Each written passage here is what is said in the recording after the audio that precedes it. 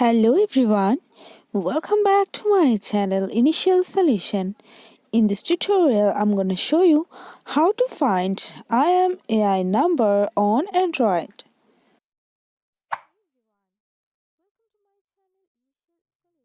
So first of all, tap on settings.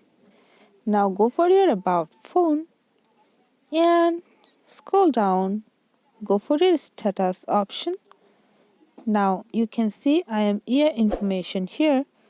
Tap on it and you can see all of your IMEI number are here.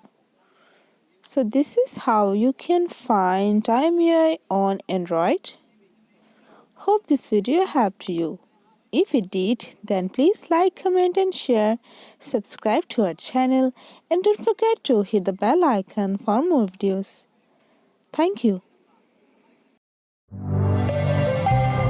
This video is sponsored by Zerosoft. Zerosoft offers graphic design, UI UX design, digital marketing, and web development. Elevate your brand with Zerosoft today. For more details, check the description box.